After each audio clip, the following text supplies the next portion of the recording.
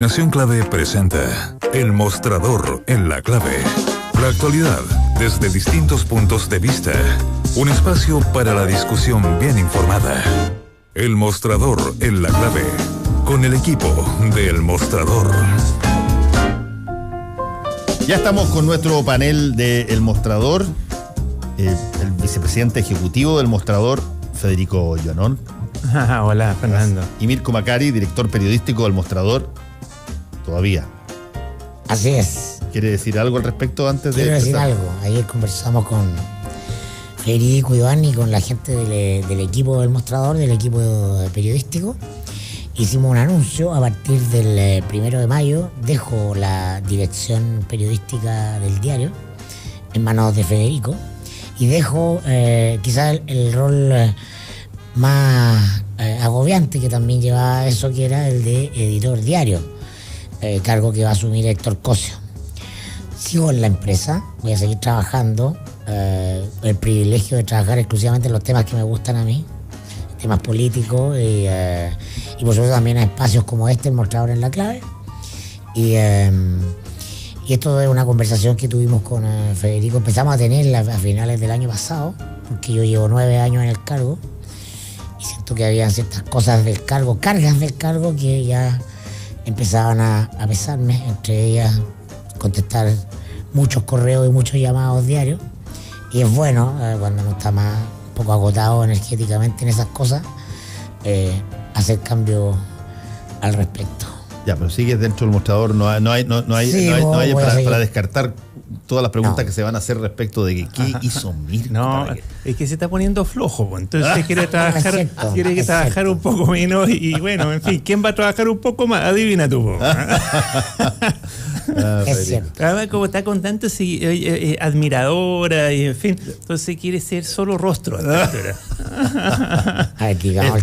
dura la vida de un rostro. Los únicos comentarios por la buena pinta que han sido para Federico. Tú no estabas, pero le llegaron a Beatriz. Bueno, así que eso para hacerlo como decirlo en la radio porque en redes me estaban preguntando. Sí, efectivamente ha sido un cambio planificado. ¿Y esto a partir de cuándo? 1 de mayo. Y no tiene nada traumático porque nosotros, bueno, con Mirko llevamos mucho tiempo trabajando juntos. Yo era director del diario cuando Mirko llegó y como editor general. Y al tiempo, 1 o 2 años, lo hacía también Mirko, que yo di un paso al lado en lo periodístico y se quedó Mirko. Y ahora hacemos una especie de enroque de nuevo. Estupendo, pero el hecho es que no se van de acá, que es lo más importante. Y no nos vamos de acá. El Mostrador es la clave, número opuesto acá. Oye, estábamos conversando antes de iniciar este panel sobre esta situación que se dio ayer, quizás incluso como epítome de las discrepancias que a veces se notan dentro de la coalición de gobierno. Esta tirantez que se dio muy fuerte ayer entre el ministro de Hacienda, Rodrigo Valdés, y la ministra del Trabajo, Alejandra Krauss, cuando ella dio su opinión respecto de qué hacer con este 5% extra en materia de previsión. Y Valdés salió a decirle que no le correspondía, fue casi como así un golpe en las manos, digamos, que no le correspondía a ella decir ese tipo de opiniones inconsultamente con el resto de las personas que tienen que ver con justamente esas tomas de decisiones y particularmente con el Ministerio de Hacienda. Aquí esta es una cosa inusitada porque peleas entre ministros públicamente... Una de poder. Claro, la pelea de ministros en público no son cosas que se den muy frecuentemente.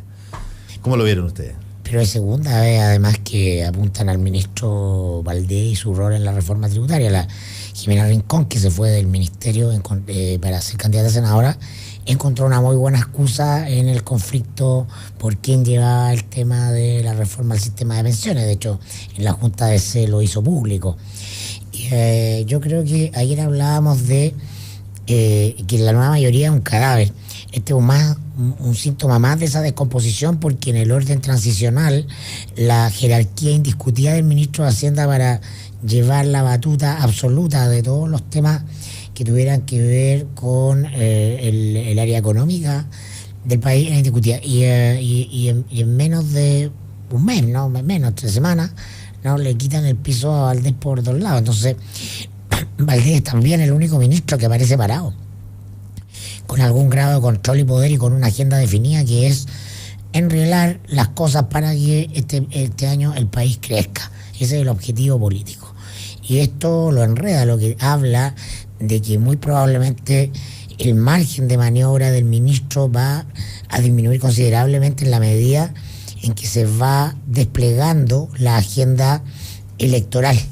No, hay este día domingo una marcha que aspira a ser la marcha más masiva en la historia del movimiento No Más AFP y que va en paralelo con la campaña presidencial y por lo tanto las sensibilidades para posicionarse en relación al electorado de esta manera están ahí. O sea, la ministra Kraus no duda un minuto en saltarse la razonable disciplina o jerarquía que tiene que haber en el gabinete, porque el ministro es mandatado por la presidenta para llevar el tema. Puede que no nos guste o no, pero ese es el hecho político, ¿no? Ya se lo salta por el lado al tiro.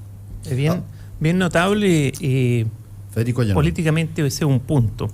Y el otro es que lo que hace Alejandra Kraus es sacar a la luz pública, mostrarle a la opinión pública cuál es el acuerdo que hay en el gobierno respecto al tema. El tema es que se necesitan 5 puntos adicionales de cotización.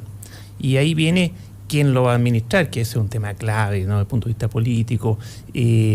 Cómo hacerlo para no tener que esperar 20 o 30 años más en que estos 5 puntos comiencen a mejorar pensiones, y cómo hacerlo para que pueda ser desde antes, desde ojalá de lo inmediato, porque son pensiones completamente indignas, y en eso hay un acuerdo transversal de los chilenos, ¿no?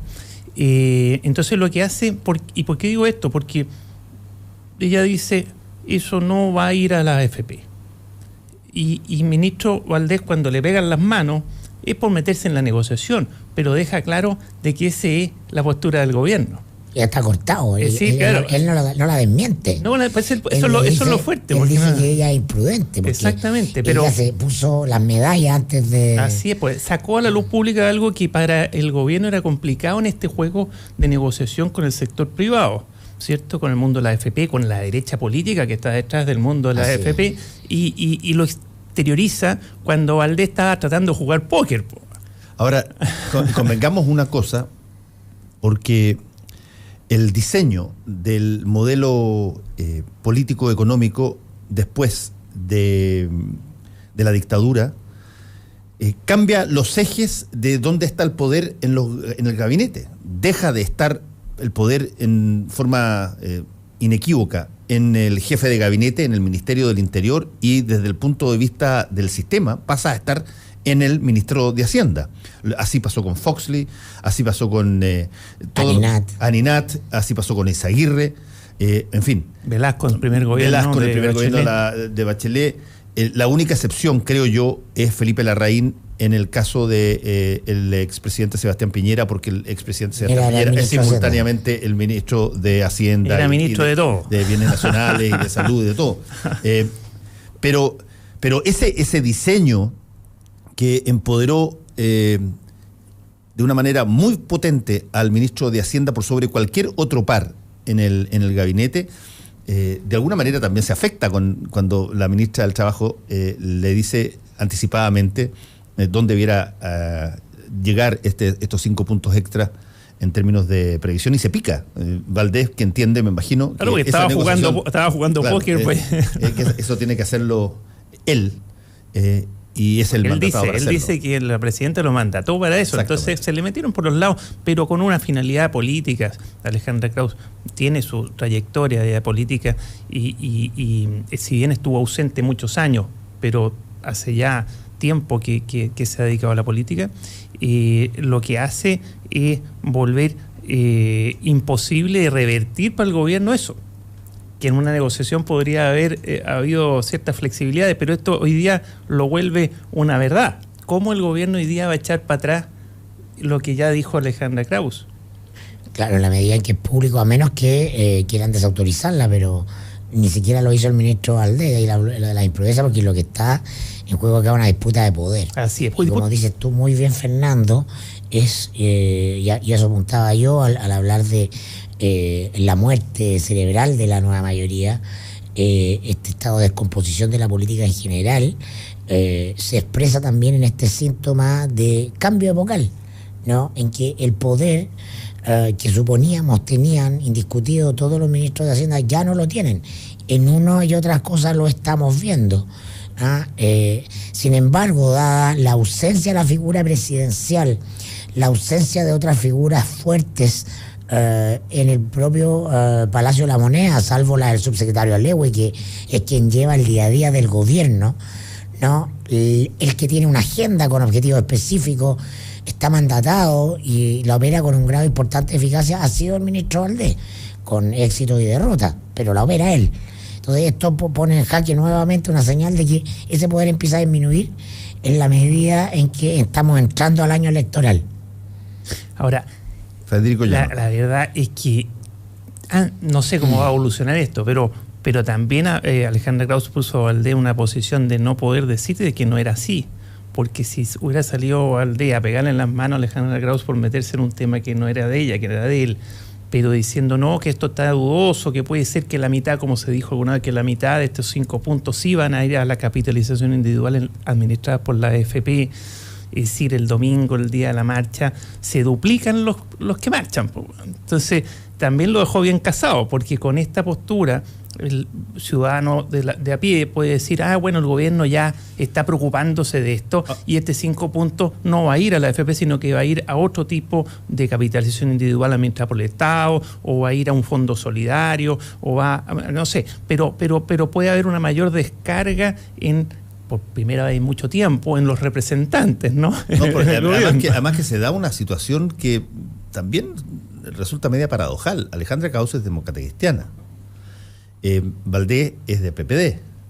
Y tú estás viendo la posición, si tú quieres, más fuerte contra las AFP proveniente de la ministra demócrata cristiana que del PPD, que teóricamente, por lo menos en el papel, en algún momento dado de la historia reciente, parecía como que era más de izquierda que la democracia cristiana.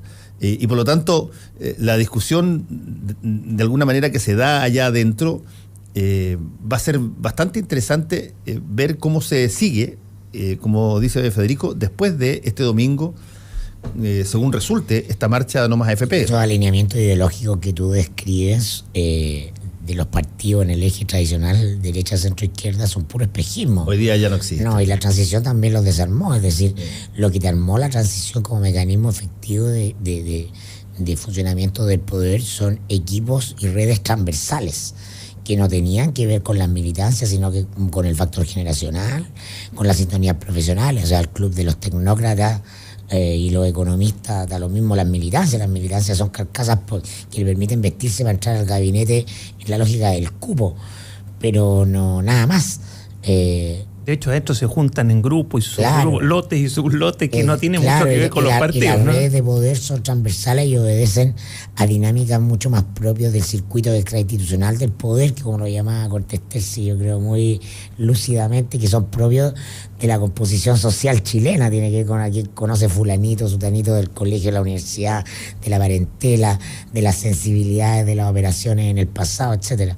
Ahora, hoy día hay un consejo de gabinete, va a ser noticia que va a pasar ahí, creo que va a pasar poco, creo que vamos a confirmar que la presidenta no tiene ninguna voluntad de dirimir este tipo de conflictos entre ministros, como no la tuvo tampoco en su primer gobierno, entre los conflictos que hubieron entre el ministro del Trabajo, también Osvaldo Andrade, y el ministro de Hacienda, Andrés Velasco. A ella le gusta un poco que los ministros entren en conflicto y ahí se miden, y Krauss está con todo el poder de la única fuerza política que como partido muestra alguna capacidad hoy día interesante al interior de la nueva mayoría, que es la democracia cristiana.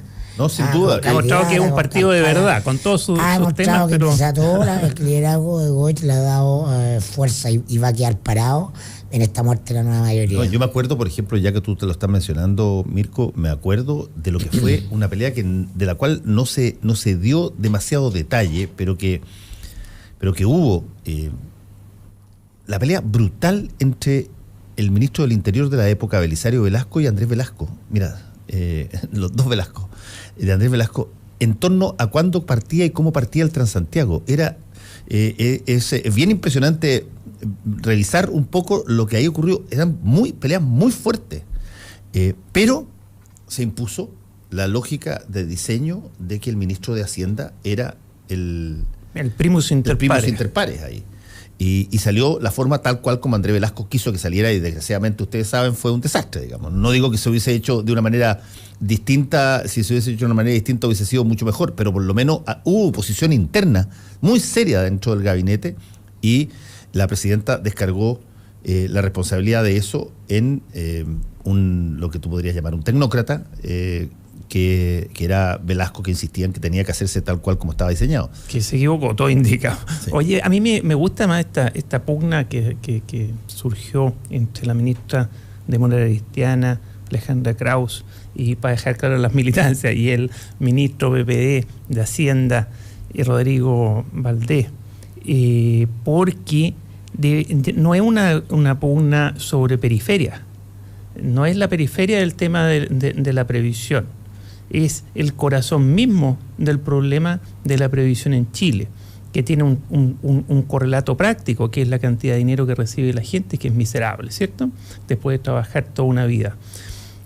Pero desde el punto de vista político, el corazón está en quién administra esas plata, porque el tema político está en el enorme poder que genera la administración de esas platas, y que tiene que ver incluso con la matriz productiva, porque son platas que terminan siempre en los grandes grupos económicos, en las grandes empresas, y no en ayudar a diversificar es más sangre fresca para el sistema financiero, en definitiva. Bueno, claro, ¿no? en el fondo, es que esto se ha dicho mucho, este sistema se creó en dictadura para inyectarle fundamentalmente para inyectarle un flujo de plata enorme al sistema financiero, al mercado de capitales, lo cual es muy sano en sí mismo desde esa perspectiva. Pero hay que recordar que en la época de la dictadura no estaban asequibles los fondos internacionales que pudieran eventualmente, o las grandes inversiones internacionales para poder hacer lo mismo, y por lo tanto se diseñó un sistema donde básicamente nosotros estábamos obligados a lo que se denomina un ahorro forzado, que iba básicamente a inyectar capitales y esa es la historia, maquinaria económica. Y secundariamente tenía que generar buenas pensiones, y se prometieron cosas que nunca se han cumplido y no se van a cumplir hoy día, y es evidente no se van a cumplir. Si generaba buenas pensiones, excelente, si no, bien también. Porque lo importante, el objetivo lo primero, era capitalizar el sistema. Entonces, si uno ve esa historia, si se analiza esa historia y se trae el día de hoy, se dice, bueno, hace falta que se recaude más dinero. Bueno, ¿quién va a administrar esto? Va a ir directo al mercado de capitales, pero administrado por las mismas 6 o 7 AFP, que son controladas a su vez desde el exterior, porque sus dueños son grandes transnacionales. Y va a seguir ahí con el enorme poder económico y fortaleciendo a las empresas de siempre, y no ayudando a diversificar el mercado, la producción, ¿cierto? Que es uno de los problemas de este país, ¿no? Que estamos todavía siendo extractivistas. Sí. Tenemos 2 o 3 actividades, fundamentalmente en la minera, fundamentalmente el cobre, que dependemos de eso, cuando ya estamos sobre los 20.000. Dicen que ya estamos en los 23.000, muy mal distribuidos, pero 23.000 dólares per cápita, y seguimos dependiendo de lo mismo como hace 100 años. Ahora, entonces, oye, y una cantidad de plata en el mercado de capitales que las tienen que sacar para afuera, y que ni siquiera están produciendo en Chile. No sé, está lleno de contradicciones, pero por eso digo, políticamente lo que hace Alejandra Krauss es poner arriba de la mesa lo medular. Es decir, hay que tener mejores pensiones, pero la plata adicional que se recauda no puede seguir administrada. Claro, eso es poder. No puede seguir administrado por los mismos. Con la misma lógica que ha sido y por los mismos. Y ahí hay un punto muy interesante. Acordémonos de las vinculaciones entre plata y política, porque detrás de la plata hay financiamiento político. Sin duda, pero otra cosa interesante, y que es un derivado de esto mismo, es lo que va a pasar este domingo, porque este domingo, dependiendo de cuál sea la masividad del No Más AFP, de la marcha, pueden salir varias cosas de ahí. primero puede salir un candidato presidencial, Luis Mesina, que Otro más, que eventualmente puede presentarse también por otro de los componentes del Frente Amplio a competir en una potencial primaria entre Alberto Mayol, Beatriz Sánchez y Mesina. Y eventualmente se lanza esa candidatura, yo me imagino, si es que la marcha es exitosa. Pero segundo, si es que la marcha es inéditamente exitosa, bueno, tenemos un fenómeno muy novedoso y distinto, donde alguien va a tener que en algún momento dado calcular esta insatisfacción, esta desaprobación del gobierno, esta suerte de rechazo a muchas de las cosas que el gobierno ha hecho, cómo se correlacionan con movimientos ciudadanos que lo que me imagino van a plantear en esta marcha el día domingo, en caso que sea muy grande, no es que se vuelva atrás, sino que es todo lo contrario, es que se profundice más en el afectar el sistema de AFP y cambiarlo por alguna otra cosa. Si es que logramos visibilizar una manifestación ciudadana enorme, que lo que dice es, ojo, nosotros no estamos enojados por el gobierno solamente porque hace las cosas mal o porque es inepto, sino que porque, entre otras cosas, en este tema particular no hace lo suficiente. Mientras que la oposición está diciendo, oye, esta cosa ha funcionado bien, hay que quizás corregirla un poco, sin duda, donde hay voces que culpan a las personas por sus lagunas cuando son despedidas. Entonces, yo tengo la impresión de que ahí va a haber una lectura bastante delicada que hacer respecto de qué es exactamente lo que está diciendo la gente, o cuando dice que no le gusta el gobierno o que no le gusta las cosas que el Ministerio de Hacienda encabeza o hace. Es un buen punto.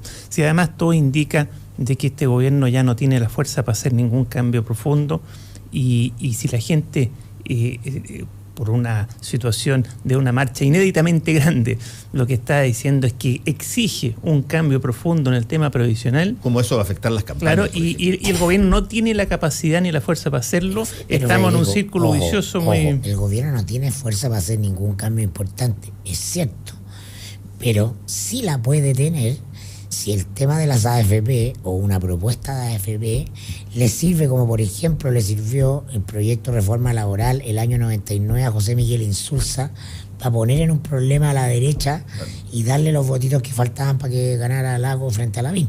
Hoy día son muy amplificados, pero con un Piñera apostando al voto duro, no, la tentación de este archipiélago de diferentes opiniones que hay en torno al mundo de la centroizquierda se puede ordenar en torno a un tema para infligirle un daño a la candidatura de Piñera. No es descartable. Es decir, en la medida en que hay una cosa para decir, por acá lo faenamos. Claro, pero para mantener un tema vivo, pero no porque vaya a hacerse la reforma. Pero sí se puede llegar a un proyecto inicial con una votación inicial general que deje en muy mala posición a la candidatura de Piñera, que ha apuntado a un discurso más bien conservador. Entonces tendría que cambiar de eje y por lo tanto se abriría un flanco por el lado de su voto duro. Sí, estoy de acuerdo en eso, pero oye, pero ya tiene sacada la cuenta. Estoy de acuerdo, pero estamos hablando de una cosa más bien comunicacional una vez más, porque un proyecto ingresado a fines de un gobierno. La solución. Claro, la solución no va a venir al gobierno siguiente, si es que viene. Ojo, que Mirko dijo y trajo a colación un hecho histórico que fue extraordinariamente interesante y que mirado varios años después, probablemente fue una de las cosas más importantes para que Ricardo Lagos le ganara a Joaquín Lavín.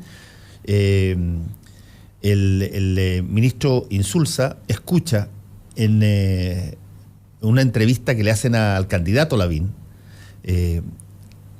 en una radio de Chillán, me acuerdo, que él estaba dispuesto a aprobar las reformas laborales que estaba discutiendo y que no había presentado tajantemente el gobierno porque había una discusión previa, y él dice, mire, yo muchas de estas cosas estoy dispuesto a aprobarlas.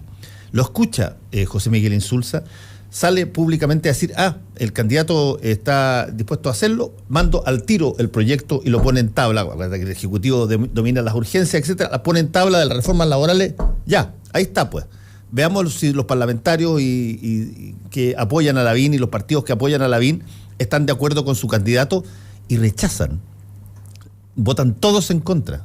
En la UDI y en Renovación Nacional puede haber habido una o dos excepciones en Renovación Nacional, pero vota la UDI toda en contra y queda de manifiesto que el candidato Lavín, la idea que tenía sobre particularmente una cosa tan sensible como eran cambios a la situación laboral, no cuaja con lo que los partidos están dispuestos a hacer en torno a eso. Bueno, se produce una segunda vuelta. Yo no digo que esto es lineal, pero quién sabe. Acuérdense que Ricardo Lagos le gana a Lavín por 36.000 votos. Nada más, en una segunda vuelta, y buena parte de esos votos se puede haber gestado por gente que dijo, no. Muchos dicen que claro, fue un factor, muchos dicen fue un factor desestabilizador. Claro, que demostró que el candidato no tenía un respaldo en sus posiciones y en su promesa de su sector. Estaba puro haciendo demagogia, claro. Es decir, puede ser esto tener más vueltas políticas, pero no va a haber solución en este gobierno al gran problema de la previsión en Chile.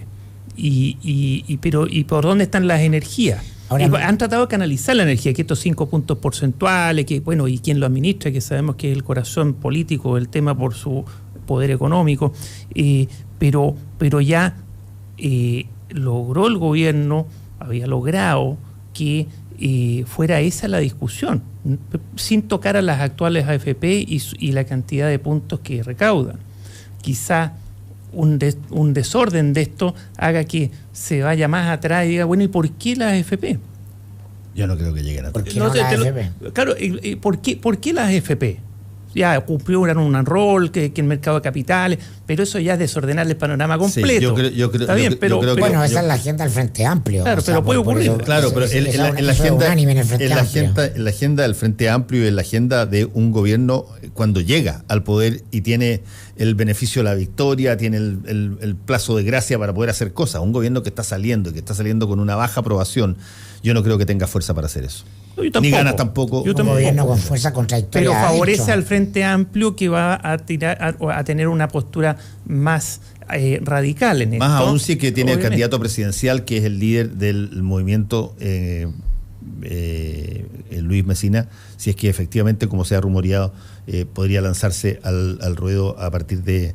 Yo creo que cualquier candidato del Frente Amplio le serviría eso, y eso empieza a cambiar las correlaciones de fuerza, ¿no? Sí, es que conecta muy bien con mucha gente que está en esa, ¿no? Le sirve políticamente, porque el problema de la nueva mayoría es que en su seno conviven quienes están por mantener el sistema de FP, quienes están por cambiarlo radicalmente y quienes están por reformarlo. La nueva mayoría es una cazuela que tiene de todo. Entonces, estamos en una campaña que muy probablemente va a tender hacia la polarización, con discursos identitarios muy nítidos, unos contra otros, favorables a la AFP o contrarios a la AFP. No van a haber muchos espacios para los matices. La postura de los matices y las soluciones ecuánimes, este gobierno se la licuó por su incapacidad política, básicamente. Entonces la campaña va a generar un ambiente cultural y político mucho más radicalizado de un lado y de otro, un alineamiento, y en torno a eso se van a ir ordenando. Yo lo último que quería decir era que hay una perspectiva un poquito más macro que me llama la atención, que justamente que quizás hay una cosa subconsciente en esto del gobierno, es decir, no más plata a la AFP, o que este 5% adicional no lo administre la AFP, que es, como tú bien decías, Federico, el sistema financiero. Este sistema financiero especulativo, ¿no? Que es la etapa tardía de desarrollo del capitalismo. Pasamos del capitalismo productivo de mediados de los 70, comienzos de los 80, al capitalismo especulativo. Es el que tiene en jaque la democracia representativa, y eso es lo que ocurre en la crisis subprime del 2008, cuyo efecto político lo vimos recién el año pasado con el triunfo de Donald Trump. Grandes clases medias, claro, empobrecidas, desacopladas de las lógicas políticas de representación tradicional. El relato, desacoplada del relato. Construyó un mundo con la ley del embudo a favor de estos capitales especulativos, ya ni siquiera a favor de los grandes capitalistas, ¿no? El que tenía la fábrica con chimenea, no sé, por la fábrica de fideos, la fábrica de zapatos, la fábrica de autos, lo que sea. Y estamos en ese momento de desarrollo. Y esta discusión o este tema en torno a así, vamos a seguir fortaleciendo de manera indirecta al capital especulativo financiero internacional, ¿no? ¿O vamos a ir contra esa dirección? Yo creo que no hay vuelta atrás en que esto se está desarmando no solo en Chile, sino que en todo el mundo. Por supuesto, en Chile lo vemos distinto, nos vemos los árboles, nos vemos el bosque, pero ahí está. Estamos inscritos en un fenómeno global también. Interesante cómo esta intervención de Alejandra Krauss tiene tanta repercusión. Lo que pasa es que cuando hay una situación líquida como esta, tú andas pispando los síntomas. Buscan los síntomas de lo que está ocurriendo y por lo tanto aparece esta pelea y tú sabes que tiene que ver con el problema central que no se expresa en su total transparencia, porque nunca se expresan en su total transparencia hasta que las cosas colapsan, sino que empiezas tú a buscar síntomas aquí, síntomas allá para ver si es que está adecuado el diagnóstico. Queremos agradecerle a Federico Llanón y a Mirko Macari de El Mostrador por haber estado acá. En un nuevo El Mostrador en la Clave. Un nuevo Mostrador en la Clave y nos encontramos el día lunes. Nos vemos el lunes. Chao, chao.